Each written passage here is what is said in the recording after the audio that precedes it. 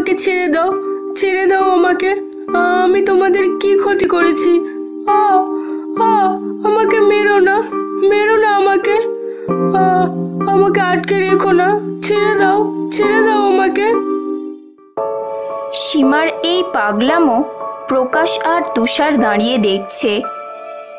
সীমা আর তুষারের love marriage হয়েছিল। তারা একে অপরকে খুব ভালোবাসে। সীমার আজ এই অবস্থা দেখে তুষারের চোখ জলে ভরে গেছে। দেখছিস প্রকাশ, আমার সীমার আজ কি অবস্থা। নিজের সম্পূর্ণ ভারসাম্য হারিয়েছে সে। আমিও আজ সীমার কাছে অচেনা। ভাই তুষার, বৌদির আজ এই অবস্থা শুধু আমার জন্য। আমি জানি এই ভুলের কোনো ক্ষমা নেই, তবুও তুই আমাকে মাফ করে দিস। সেদিন যদি তোরা জোর করার পরও আমি তোদের আটকাতাম, তাহলে আজ এই দিন দেখতে হতো না।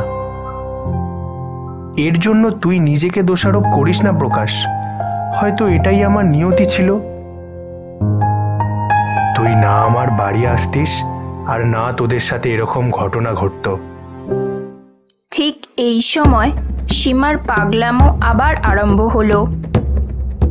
তুষার, এই তুষার, কাছে এসো, আমার কাছে এসো। ও আমাকে তোমার কাছে যেতে দিচ্ছে না। এই ছাড়, ছাড় আমাকে। আমি তোমার কাছে যাব তুষার। তুষার, তুমি আমার কাছে এসো। সবাইকে শেষ করে দেব নয়তো আমি। সীমার এই আর্তনাদ শুনে তুষার আর থেমে থাকতে পারল না। তুষার দৌড়ে গেল সীমার দিকে। কাছে যাওয়া মাত্রই সীমা তুষারের গলা টিপে ধরল।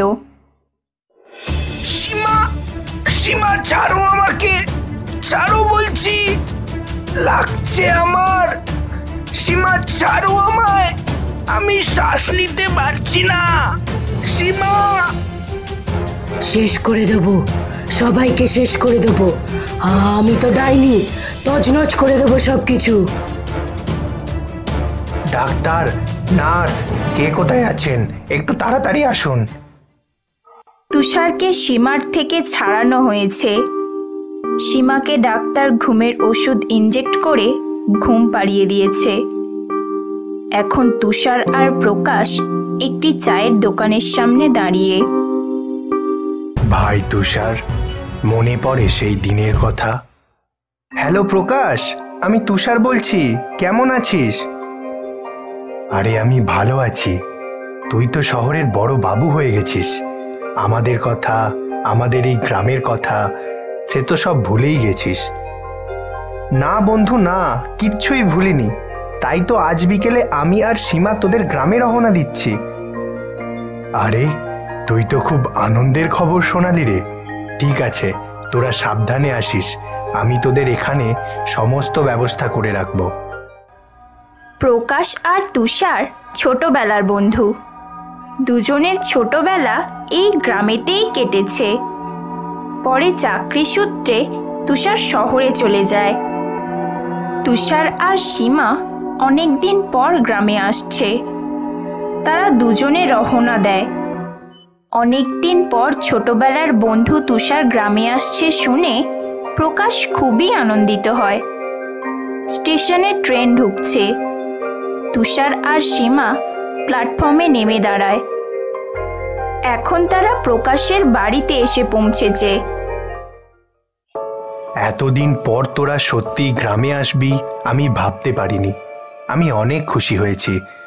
এখন তোরা ফ্রেশ হয়ে নে, তারপর খাওয়া দাওয়া করতে করতে জমিয়ে গল্প করা যাবে। চল, ওই দিকের কোণের ঘরটায় তোদের থাকার ব্যবস্থা করেছি। নিচের ঘরে কেন দাদা? ওপরের কোনো ঘর ফাঁকা নেই?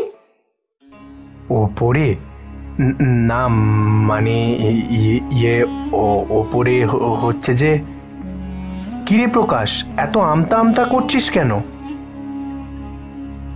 না আসলে ওপরের ঘরে একটু অসুবিধা আছে।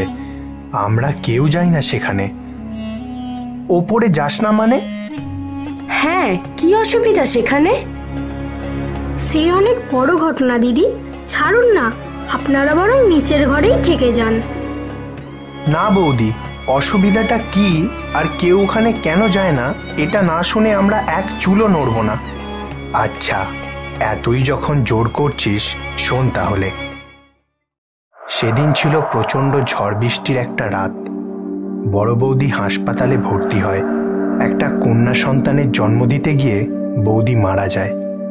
আমাদের নিজেদের কোনো ছেলেপুলে নেই, তাই মিনতি ওকে কোলে তুলে নেয়, ওকে মানুষ করে। বাড়ির সকলে বাচ্চাটাকে অপয়া মনে করত, কেউ ওর কাছে আসতো না। ও জন্মাবার পর থেকে আমাদের পারিবারিক ব্যবসার ব্যাপক ক্ষতি হতে আরম্ভ করে। বড়দাও অ্যাক্সিডেন্টে মারা যায়। ধীরে ধীরে সেই মেয়ে আমাদের কাছেই বড় হয়ে ওঠে। শুধু মিনতির সাথেই সে কথা বলতো।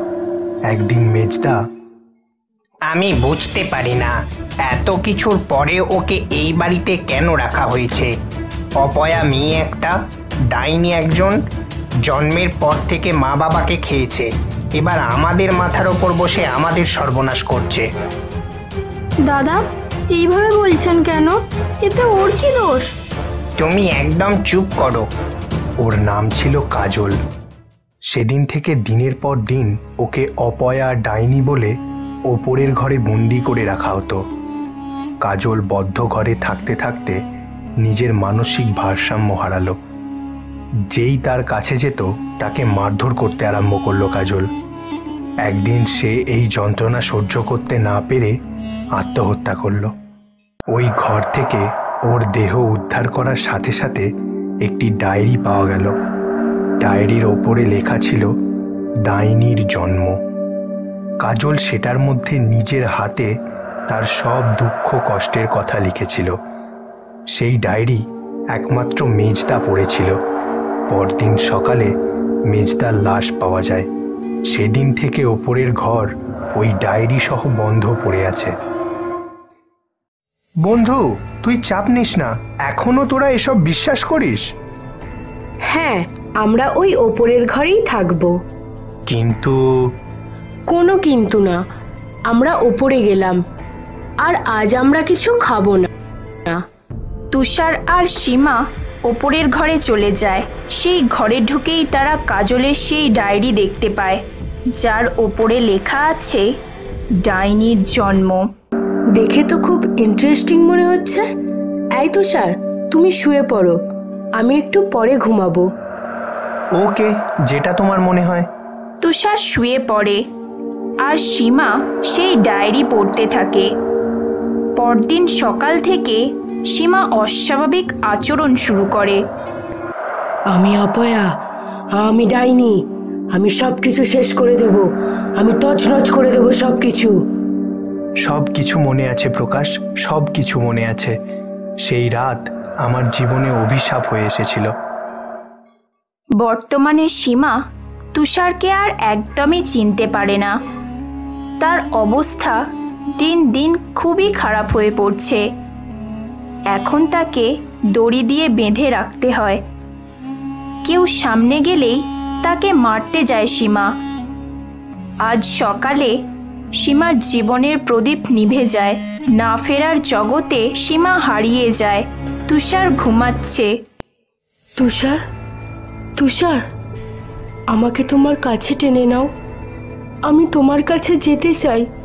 কিন্তু কাজল, কাজল আমাকে যেতে দিচ্ছে না। তুষার, তুষার। সীমা, সীমা, সীমা। তুষারের ঘুম ভেঙে যায়। সে সীমাকে চারিদিকে খুঁজতে থাকে। এদিক ওদিক তাকাতে গিয়ে তার চোখ টেবিলের ওপরে আটকে যায়। সেখানে কাজলের সেই ডায়েরি পড়ে আছে। এই ডায়েরি এখানে কিভাবে এলো? হয়তো এই ডায়েরিতে এবার তুষারের মৃত্যু লেখা আছে। আপনারা কি বলেন?